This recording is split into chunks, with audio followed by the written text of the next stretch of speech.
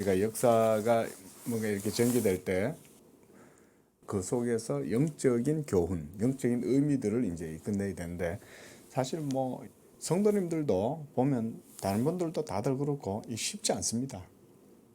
어지간히 말씀의 그 관점에, 그러니까 성경의 맥락에 훈련이 되지 않고서는 이 속에서 영적 의미를 그대로 뽑아낸다는 건 쉽지가 않고요.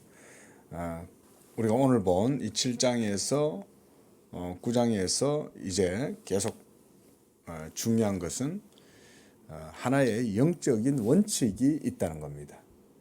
하나님께서 이스라엘 백성들에게 계속 이렇게 행하라고 그러고, 또 그들을 그런 길로 인도하고, 또 그 가운데 하나님께서 여러 가지 행동들과 역사들을 행하시는 것을 보면 하나님이 보여주고자 하시는, 우리에게 가르쳐 주고자 하시는 교훈이 있다는 거죠.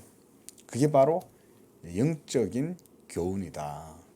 영적인 교훈이 우리가 뭐 지금까지 계속 말했지만 하늘에 있는 그 영적인 그 진리가, 말하자면 그게 하나님의 영적인 진리는 초월적이잖아요. 이 세계가 하나님은 아니잖아요. 그런데 하나님이 이 세상 가운데 오셔서 우리 죄인들을 위해서 하나님의 자비하심과 사랑, 그리고 그분의 의로우심을 우리에게 드러내게 하실 때는 바로 그가 친히 역사 속에 들어오셔야 하는 거죠. 말하자면 우리한테 손을 뻗어 주셔야 되잖아요. 하나님이 자기의 의로운 팔로 우리를 구원하실 때 그 손을 우리에게 뻗어 주셔야 되는데, 이렇게 손을 쑥 뻗는 이 행동 그 자체가 초월적인 하나님께서 역사 속에 행하셔야 되는 거 아닙니까? 그러려면 그것이 역사의 시공간 속에서 실현되어져야 되는 거죠. 실제적으로. 그렇죠? 그 실제적으로 이루어지게 되는 것을 하나님이 이런 여호수아서에서 보여주는 이런 역사들을 통해서 우리에게 보여준다, 이 말씀인 거죠. 이제 이해가 되시죠? 그렇죠? 하나님은 이렇게 하셔야 돼요. 가만히 한번 집사님 생각을 한번 해보셔요. 그러니까 뭐 이렇게 이런 신학적이고 교리적이고 또 성경의 깊은 내용들을 이해는 못 하시겠지만, 방금 제가 말씀드린 이런 내용들을 가만히 상고를 해보시면 하나님이 우리를 구원하신다면 우리에게 떡과 물을 주실 거 아니에요.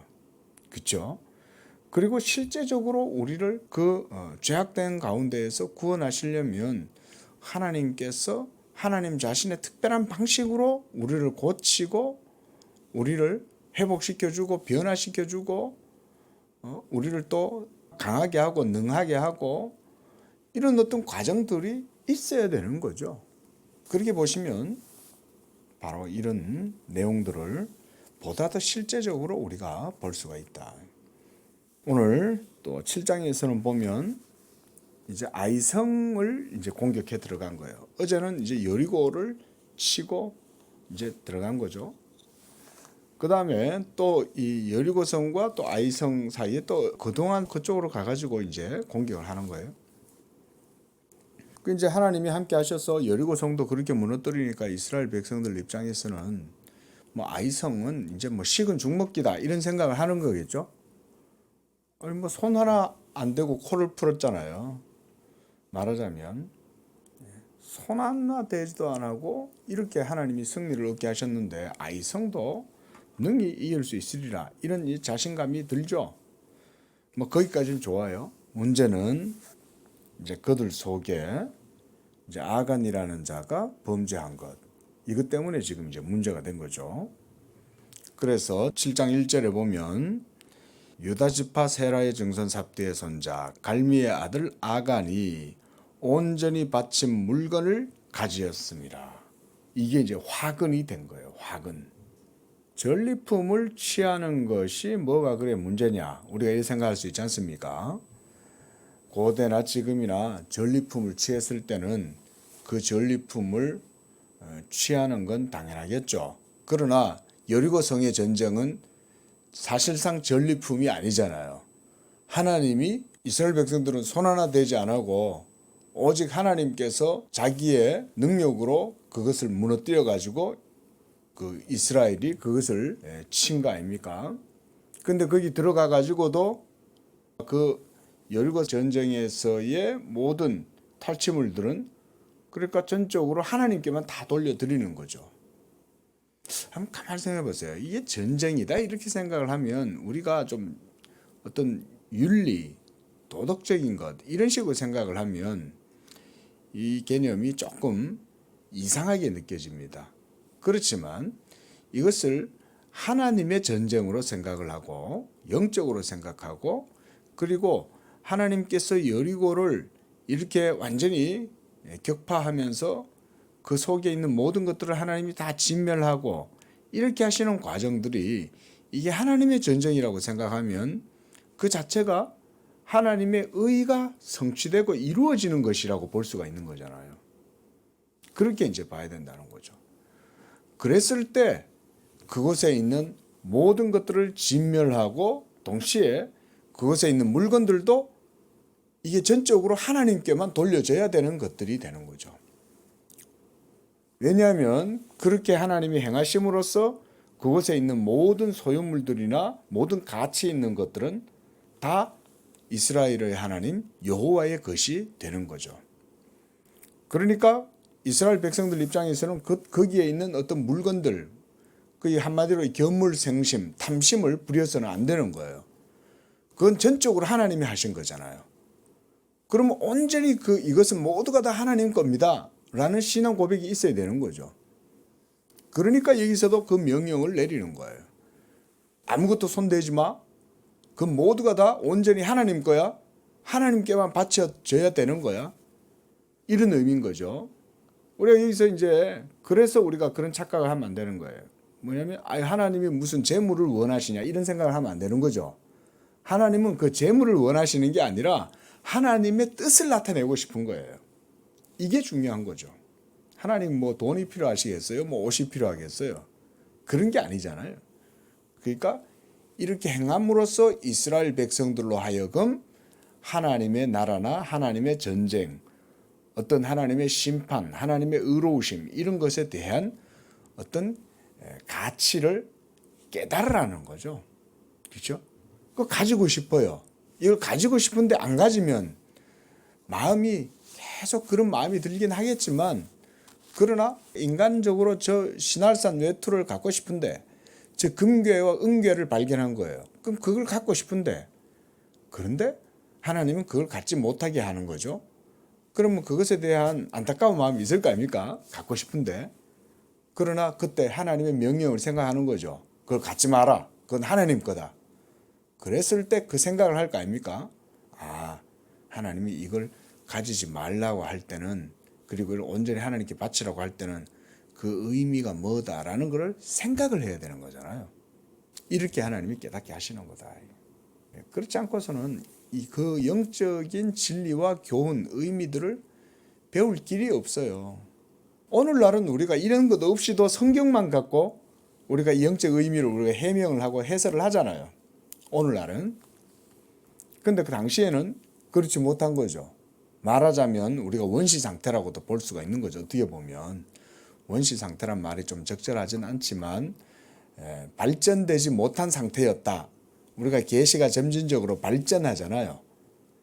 발전하는 그런 과정에 있기 때문에 그때 당시에는 아직 초기 단계였잖아요. 이런 게 구약시대였다 이 말인 거죠. 하나님의 계시의 초기 단계에서는 이런 방식으로 하나님이 자기의 뜻을 드러내 보이고 가르쳐 주셨다. 그러니까 아간이 바친 물건을 숨긴 거예요. 그런 다음에 이제 여호수아가 아이성을 치러 가는데 저는 여기서 이걸 읽으면서 여호수아가 하나님의 명령을 따라서 그리고 기도해서 그렇게 해나갔으면 좋지 않았을까 이런 생각을 해보게 됩니다. 근데 어디서도 하나님께서 아이성을 치러 올라가라 이런 말이 없어요. 일단 성경에는. 물론 이제 가나안 땅을 정복하는 것이 일반적인 하나님의 뜻이긴 하니까 뭐 그렇게 또 정복하러 들어갔겠죠. 최소한 기도를 좀 했으면 어땠을까 이런 생각을 좀 해봅니다. 기도를 하면 하나님이 깨닫게 했을 거 아니에요. 안 돼, 가지마 이랬을 거 아니에요. 왜요? 이러면 너희들 가운데 너희가 화근을 품고 있어. 그 화근을 제거해야 돼. 라고 말씀해 주시지 않았을까. 그런 생각을 해보는 거죠. 그런데 하나님이 가만히 놔두시는 거잖아요. 또 아무 말씀을 안 하시는 거예요. 그 상태로 진격을 하고 있는데도 하나님은 여호수아한테 아무 말씀 안 하신 거죠. 자, 이런 것 속에서도 하나님의 교훈을 깨달을 수 있다는 거죠. 뭐일까요? 하나님이 그들의 실패를 통해서, 그들의 범죄를 통해서 또한 하나님께서 참된 것을 보여주신다는 거죠. 아간의 범죄로 하나님이 그들을 그냥 방임하고 내버려 둠으로써 그들이 그것으로 인해서 큰 실책을 범하고 또 그것으로 전쟁에 패퇴하고 그렇게 해가지고는 아주 그냥 기겁을 한 거죠. 그래 이제 5절 하반절에 보면 백성의 마음이 녹아서 물같이 되었다 그랬습니다. 얼마나 놀랐겠습니까? 승승장구하고 막 이렇게 기세가 등등해가지고 진격 이렇게 하면 무조건 막 이길 거라고 생각을 했는데 웬걸 이렇게 되었다. 그 6절에 여호수아가 옷을 찢고 장로들과 함께 하나님의 궤 앞에 엎드렸다 그래요. 궤 앞에 엎드렸다는 거죠. 오늘날로 하면 궤 앞에 엎드리지 않고 우리는 어떻게 기도합니까? 예수의 이름으로 그냥 기도하죠. 어디에 있든지 간에. 물론 이제 교회가 중요하니까 우리가 하나님의 교회에서 기도하는 게 가장 바람직하지만 오늘날 신약의 시대에서는 예수의 이름으로 기도하면 되는 거죠. 하지만 그때는 아직은 예수 그리스도의 복음이 성취된 때가 아니니까 궤 앞에서 기도하는 거죠. 이 궤가 바로 하나님의 언약 궤잖아요.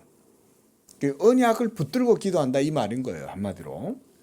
그게 신약에서는 예수 믿음으로 기도한다 이 말과 같은 겁니다.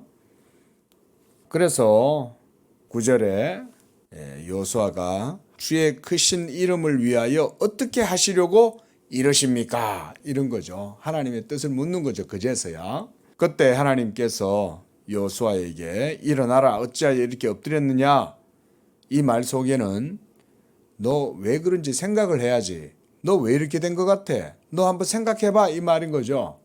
그 말은 너희들이 뭔가 너희들 가운데 하나님의 진노의 화근을 품고 있는 거 아닌지 한번 생각해보라는 말이죠. 하나님께서 지금 그렇게 말씀을 하시는 거예요. 왜 이렇게 엎드렸냐 그 말이. 그래서 11절에 이스라엘이 범죄하여 내가 그들에게 명령한 나의 언약을 어겼으며 그들이 온전히 바친 물건을 가져가고 도둑질하며 속이고 그것을 그들의 물건들 가운데 두었느니라. 이게 바로 화근이죠. 하나님의 명령을 어긴 거였잖아요. 그래서 거기도 언약을 어겼다라고 말씀하시는 거죠.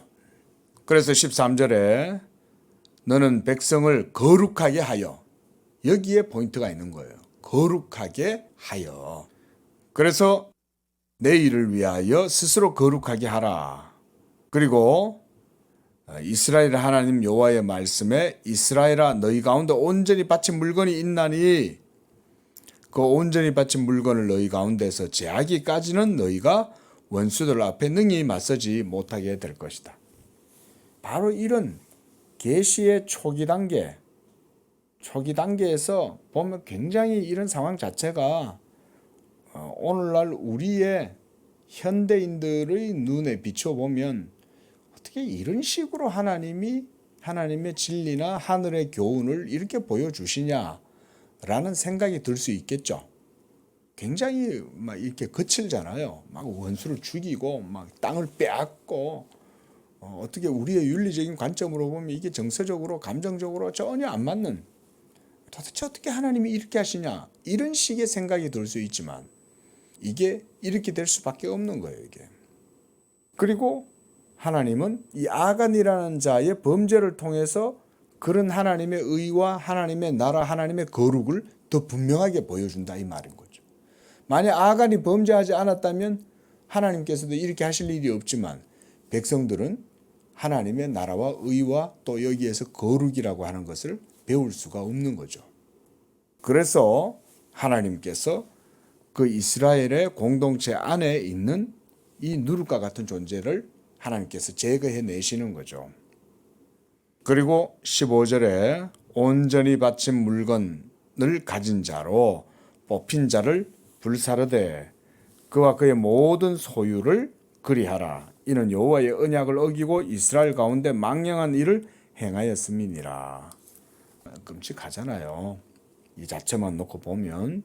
그런데 우리가 하나님이 어떤 분이냐를 늘 생각해야 된다 그랬죠. 하나님은 이런 분이시다. 하나님께서는 완전히 의롭고 거룩한 분이고 영광스러운 분이니까 이 당시에 이스라엘 백성들이 그 하나님을 가까이 할 때는 무척 엄히하고 준엄하고 그래서 굉장히 조심해야 되는 거죠. 하나님 그분 자신은 소멸하는 불이시고 그리고 그분은 완전히 의로운 분이고 그래서 그 거룩하고 영광스러운 하나님 앞에 우리 죄인들이 아무렇게나 그 영광을 함부로 범접할 수가 없다. 오직 할 수 있는 것은 하나님이 명령하신 대로 행할 때만 하나님께서 그들 가운데 계시고 그들의 행하는 모든 일들 가운데 하나님이 역사하시고 이렇게 되는 거죠. 바로 이런 개념들이죠. 그래서 제비를 뽑으니까 결국 아간이 뽑힌 거예요. 그래서 아간이 이제 실토를 합니다. 자백을 합니다. 21절에 보니까 내가 노력한 물건 중에 시날산의 아름다운 외투 한 벌과 은 200세겔과 그 무게가 50세겔 되는 금덩이 하나를 보고 탐내어 가져왔나이다. 이게 지금 아이성의 이스라엘 백성들이 공격하고 여리고성을 공격하고 이게 전부 다 지금 뭐라고 그랬습니까? 바로 하나님의 전쟁이라 그랬잖아요. 그리고 이 하나님의 전쟁은 바로 그 여리고성 가나안 땅에 있는 7족속에게는 하나님의 심판을 수행하는 한마디로 성스러운 사역인 거예요. 이게 이 거룩하고 성스러운 사역을 이스라엘 백성들이 하나님의 도구가 되고 하나님의 종이 되어 가지고 그 일을 행해야 하는데 정작 이 아간이란 자가 이스라엘 가운데에서 이와 같은 한마디로 행해서는 안 될 일을 행한 거죠. 이런 게 이제 문제가 되는 거죠. 그래서 이 일로 말미암아 이스라엘 전체가 연대적인 그런 이제 죄책을 당한 거죠. 이런 게 바로 교회의 모습이기도 합니다. 교회는 한 사람에 의해서만 이루어지는 게 아니라 전체가 그리스도의 머리 아래에서 전체가 한 몸이잖아요. 그러니까 여기에서도 몸의 성격을 보여주는 거죠. 어느 한 곳이 아프면 안 아픈 곳이 없잖아요. 그게 몸이잖아요. 그렇죠? 몸이라는 게 그렇잖아요. 발이 다쳤어요. 그러면 발만 아프다고 하는 게 아니라 몸 그 전체가 다 아프다고 하는 거죠. 아야 아야 그러고 이런 것도 그 몸을 보여준다고 할 수가 있습니다. 그리고 교회 내에 너희 가운데 누룩을 제거하라. 신약에도 보면 그런 교훈들이 있잖아요. 교회 안에 누룩이 생겨날 수 있는 거죠. 그 누룩은 여러 가지 형태들이 있는 거예요.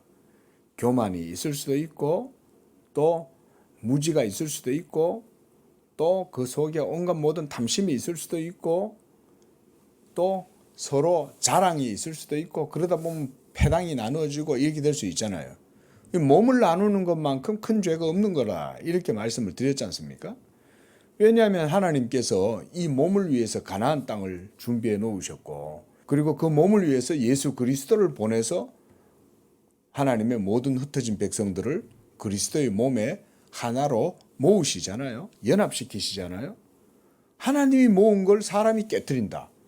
이게 큰 죄 아니겠어요? 그런 의미에서 우리가 교회의 연합을 바르게 추구를 할 필요가 있다는 거죠. 그리스도의 몸. 그 속에 그 누룩이라고 하는 것이 어떤 형태로든 여러 누룩이 생겨날 수 있는 거예요. 그럼 그런 누룩은 제거해야 되는 거죠. 그래서 신약의 교회가 이제 권징을 시행을 하는 거죠. 권징이라는 것. 자, 8장에 이제 누룩을 제거를 한 겁니다. 이스라엘 가운데. 그렇게 했기 때문에 하나님께서 이제 이스라엘과 함께 하시는 거예요. 그래서 이번에는 아이성을 공격해서 이제는 성을 탈환하고 그 모든 적군들을 모두 다 물리치고 승리를 하게 된 것입니다. 자, 이런 과정을 통해서 이스라엘은 확실하게 배웠겠죠. 야, 이 하나님의 사역, 가나안 땅을 정복하는 이런 사역들은 하나님의 나라를 이루는 하나님의 전쟁이구나. 이걸 확실하게 이제 배우겠죠. 그냥 단순하게 땅 따먹기가 아니란 말이 그런 얘기입니다. 그게. 그리고 이 아이성과 여리고성에 또 하나의 차이가 있죠. 여리고성에서는 아무것도 취하지 마라 라고 얘기하고 온전히 그걸 하나님께 바쳐라 그랬는데, 여기 26절에 보면 아이 주민들을 진멸하여 바치기까지 여호수아가 단창을 잡아 든 손을 거두지 아니하였다. 하나님의 사역을 열심히 수행했다 이 말입니다.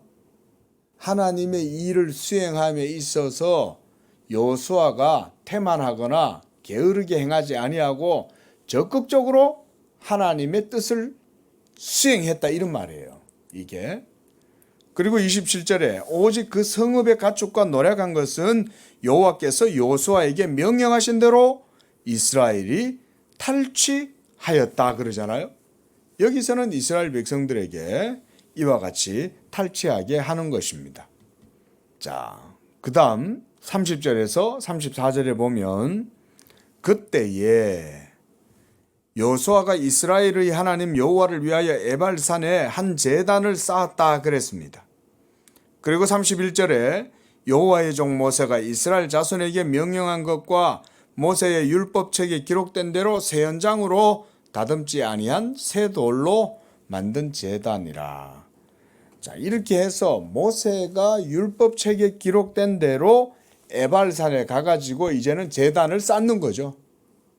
왜냐면 우리가 신명기서에서 이걸 봤지 않습니까? 그 그리심산과 에발산에 가가지고 이 일을 행해라. 그렇게 했단 말이죠. 그래 이제 가나안 땅에 들어갔잖아요. 들어갔으니까 모세의 율법책에 기록된 대로 그 일을 행하는 거죠. 이제 가서. 그래서 32절에 모세가 기록한 율법을 이스라엘 자손의 목전에서 그 돌에 기록하였다 그랬고요. 그리고 33절에 보면 온 이스라엘과 장로들과 관리들과 재판장들과 그리고 또 본토인들 뿐만 아니라 이방인까지 여호와의 언약궤를 맨 레위 사람 제사장들 앞에서 궤의 좌우에 서서 하나는 그리심산에 절반은 에발산에 섰다 그랬습니다. 우리가 이 그리심산과 에발산에서 축복과 저주를 선언하게 하신 그 하나님의 명령에 대해서 봤습니다. 그렇죠? 그 밑에 보면 신명기서 27장이다 이렇게 해놨습니다.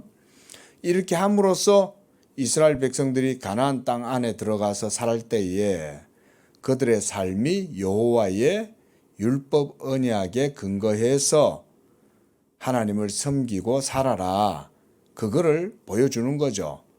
그래서 하나님의 율법에 따라 순종하면 그리심산에서 있는 것처럼 복을 받을 것이고 하나님의 율법을 어기고 불순종하면 에발산에서 선포된 그 모든 저주를 받게 될 것이다. 그 말인 거죠.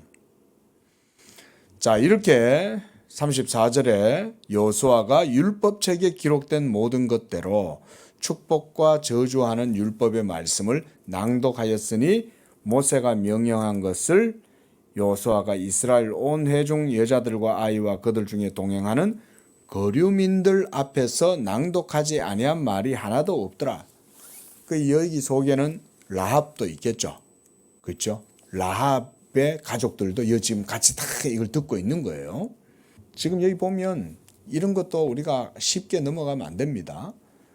본토인뿐 아니라 이방인까지도 그들 속에 있다는 거예요. 하나님의 나라는 이런 건 거예요.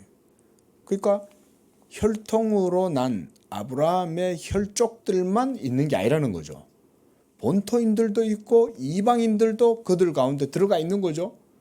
이 사람들도 지금 하나님의 나라에 거대한 물결에 지금 그 대열에 같이 흘러 들어가는 거예요. 그러니까 거기에는 우리도 포함될 수 있는 거죠. 우리는 이방인들이잖아요. 우리들도 이 하나님 나라의 대열에 함께 들어갈 수가 있는 거죠. 9장에서는 조금 더 볼게요. 9장은 기브온, 주민들이 여호수아를 속이는 일이 있어요. 그래서 1절에 보면 이 일 후에 레바논에 있는 헷사람, 아모리 사람, 가나안 사람, 브리스 사람, 히위 사람, 여부 사람의 모든 왕들이 이 일을 듣고 모여서 일심으로 여호수아와 이스라엘에 맞서서 싸우려고 하였다 그랬습니다. 당연히 자기들 땅을 안 빼앗기려고 그러겠죠. 그런데 3절에 보면 기브온 사람들은 달랐어요. 기브온 사람들은 이스라엘하고 싸울 생각을 안 하는 거예요. 야, 저 이스라엘하고 싸우면 다 죽어. 저기는 하나님이 함께 하시기 때문에 우리가 그 신을 절대 이길 수가 없어. 그리고 그들이 지금까지 행한 일들을 봐봐. 얼마나 대단한 민족이야. 우리는 그 이스라엘과 그리고 그 이스라엘의 하나님과 맞서 싸우지 않겠다. 그거 어떡하지? 우리 항복해야지. 살려달라고 그래야 되는데. 그러니까 이 사람들이 애초에 딱 꼬리를 내리고 들어가는 거죠. 어떻게 보면 지혜로운 거죠. 하나님하고 싸워가지고 어떻게 이기겠어요? 그러니까 아주 잘한 선택을 한 거죠. 하나님 앞에서 자존심 세울 필요 없는 거거든요. 우리가 저 북한이나 중국이나 러시아한테는 자존심 세워야죠. 그래 따지면. 그죠? 우리는 무시하잖아요. 얼마나 중국도 우리나라를 자기들 발 아래로 보잖아요. 우리나라는 그러면 자존심 세워야죠. 러시아도 우리를 무시하잖아요. 크다고. 그러면 우리도 자존심 세워야죠. 그러나 이스라엘은 작아도 하나님이 그들과 함께 하니까 그것을 무시하면 안 되는 거죠. 그리고 대적하면 안 되는 거죠. 이스라엘은 하나님이 함께 하시잖아요. 그러니까 거기에는 무릎을 꿇고 하나님 앞에 항복해야 되는 거죠. 그 기브온은 지금 그걸 선택한 거예요. 그래서 기브온 주민들이 어떻게 하냐면 4절에 꾀를 내어서 사신의 모양을 꾸미되 헤어진 전대와 그리고 헤어지고 찢어진 가죽 부대 이런 것들을 나귀에 싣고서는 또 신발도 낡은 신을 신고 또 낡은 옷을 입고 곰팡이가 난 떡을 가지고 이러고 이제 길갈 진영에 온 거예요. 그러니까 사람들이 이러니까 너희들 뭐야? 아, 우리 저기 여호수아님 좀 만나서 우리가 화친을 맺으러 왔다고. 그러니까 이제 데려갔겠죠. 그 보니까 이게 행색이 초라해 보이고 이 뭐 사람들이 막 그렇게 남루하고 이러니까 이제 안심하는 거죠. 여호수아가. 여기서도 여호수아가 일종의 실수 같은 걸 하는 거예요. 기도해야죠. 하나님께. 하나님, 이들이 이렇게 왔습니다. 이들을 어떻게 했으면 좋겠습니까? 라고 하나님께 기도를 해야 되는데 여호수아가 자기 임의대로 그냥 판단해서 결정을 해버리는 거죠. 그리고 이들이 여호수아를 속일 만한 연출을 하는 거죠. 우리는 9절에 여호와의 이름으로 말미암아 심히 먼 나라에서 왔는데 우리가 그의 소문과 애굽에서 행한 모든 일을 듣고 그리고 요단 동쪽에 있는 아모리 사람 헤스본의 시온과 그리고 바사왕 옥에게 행한 모든 일을 우리가 다 들었습니다. 그래서 우리가 당신께 항복하러 왔습니다. 선수 치는 거죠, 먼저. 그러니까 이제 여호수아가 들어보니까 맞는 말이거든요. 그러니까 항복하러 왔으니까 아 그래? 알았어. 우리가 너희들과 함께 조약을 맺을게. 이렇게 해서 조약을 맺는 거예요. 그래서 14절 보십시오. 무리가 그들의 양식을 취하고는 어떻게 할지를 여호와께 묻지 아니하고 그러잖아요. 하나님께 기도해야 되는데 하나님께 안 묻는 거예요. 벌써 이런 것에서 아직 훈련이 덜 됐다 이 말인 거죠. 훈련이.